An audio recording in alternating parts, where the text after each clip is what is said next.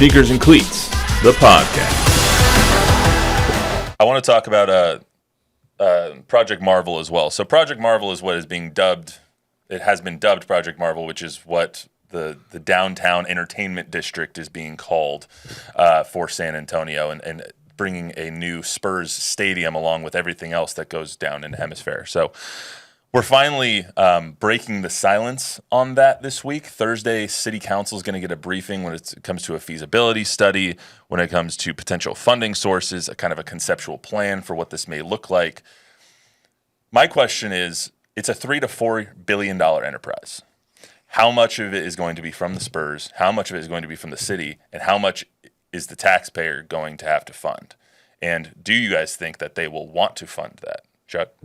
That's a good question. I don't know, to answer your question, if people want to fund it or not. I know when we were going through the Frostbank Center, when they were building that, that was a huge component, right? If you don't get the taxpayer dollar entity on the ballot for people to vote yay or nay for, then the Spurs were going to move.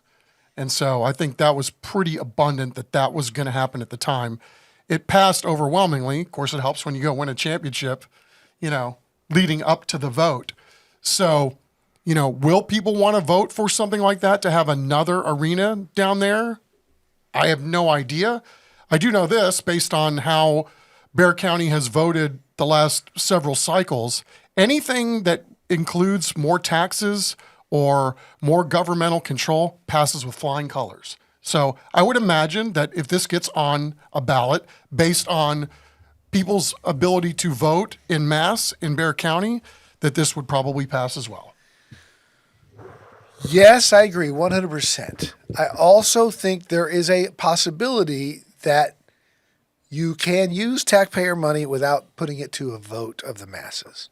And that is what they did with the Mission's new stadium, with the TERS tax. And we're finding this out. This is really complicated. I've been in the weeds with Ron Nierenberg over the last year and a half with this many times. And he was trying to explain to me that the model that was used for 99 Spurs new arena and was used with so many communities where taxpayers foot the bill and a vote and all that is not necessarily the model anymore. Hence the Spurs recruiting Michael Dell, Joe Gebbia, Kristen Lewis, and the guy from Atlanta, Paul, whatever his last name is, I forget, that have the capital to put the money up front, okay, to build most of it and get their return with the development that comes along with it. We're seeing this with the Western Urban and the Mission Stadium. The Mission Stadium is going to be funded by the tax revenues of the retail, the apartments, the restaurants, all that, which will go back to Western Urban, which will pay them off for their initial investment. And then for 20, 30, 40 years, it's just money rolling in. And so there will probably be a element of a tax. We'll find out more on Thursday. We'll find out more on Thursday for sure. But the bottom line is the train always goes forward. There's always the naysayers. And whenever this comes up, there's always the letters to the editor of the newspaper. I don't want to pay no taxes for these $1 million owners and all that. But for a city to move forward, like Austin's been kicking our you-know-what for the last 15 years, for a city to move forward, you have to have progress. You have to have new development. You have to have infrastructure and new arenas and things like this. There's not going to be the leverage anymore of moving because Seattle's going to get a team and Vegas is going to get a team from expansion. And so this is something San Antonians, I would think, would want to do. And by the way, it's been moved up 5 years because they got Wemby. The Spurs weren't planning on this before last year's lottery. That was going to be another question: is what is the Wemby effect when it comes to something like this? Because you guys mentioned it was the championship in '99 helped spur, pun intended, the new arena that they have right now, the AT&T Center, formerly AT&T Center, Frostbank Center, helped get that development off the ground.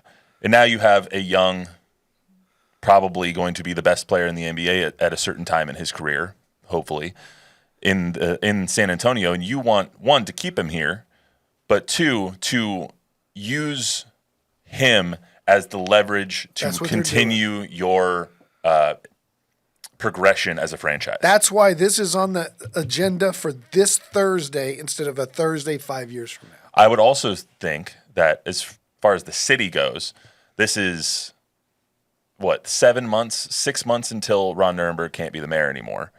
I would think that he wants this as part of his legacy as Big well. time. Right? Absolutely.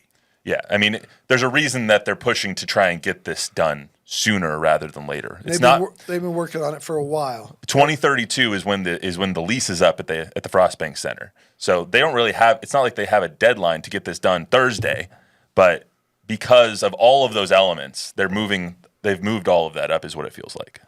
The Missions is a short-term project that's going to be done quickly. Mm-hmm. The Spurs new arena and tearing down the Institute of Texas and Cultures. That's a long-term. But they're getting the ball rolling now. It's also not just an arena. It's like an entire entertainment district. Yeah. Like it's Like gonna be Arlington. it's gonna be restaurants. It's like Arlington, exactly. Yeah. It's gonna be like Texas Live or whatever they have out there. It's gonna be something similar to that. Restaurants and bars and retail and all of those things. There's a big Alamo Dome component to this too, of renovation to the Alamo Dome. Elaborate on that.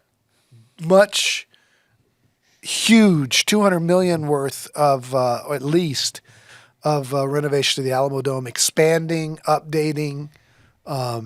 That's all stuff they have to get done for the Final Fours and stuff like that, right? Well, we're not going to get another Final Four after this one, unless they do something like that, which is what they want. Yeah, it's going to be interesting to see kind of how Thursday goes down. We'll talk about it more on Thursday, obviously. But I thought we've been talking so much about the Spurs and how their franchise and the arrow on this franchise is going straight up, especially with Victor and with Stephon and with Devin and with all these players that they're getting.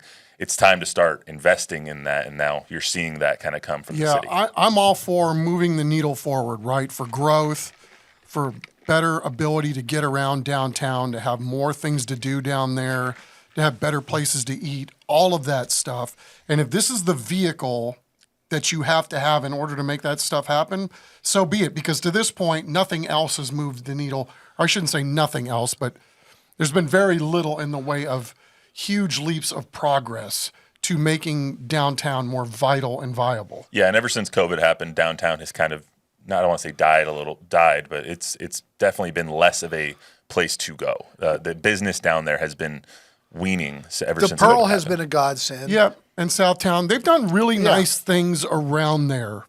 It's just how do you bring it up another notch? Right. For me, we're talking about adding a minor league baseball stadium down there.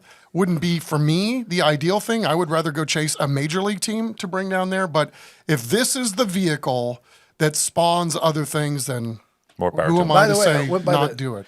The home of the Durham Bulls when I was there this weekend. Nice. They've got a nice little stadium in Durham, North Carolina. Bob, anything before we get out of here? Just Herman was agreeing. He said, let me pull that up right here. Not happening. If they try to float taxpayer funding for a smaller stadium with parking downtown, not going to happen. Yeah, it is. And let me tell you, His name is Herman Munster. Man. it is. It's going to happen. It's always going to happen. And you got to quit thinking about things like parking. Parking is going to be a thing of the past. Do they think about parking in Madison Square Garden in New York City? Do they think about parking in Chicago or Philadelphia? Yeah, but those have subways and trains around right, there, and too. that's where we're going to have to start thinking differently with mass transit. We're going to have to start thinking, isn't Elon digging a tunnel from the airport in San Antonio to downtown? You're I not keep trying to catching. look up if there's been any update on that. You're not catching me on a Via bus.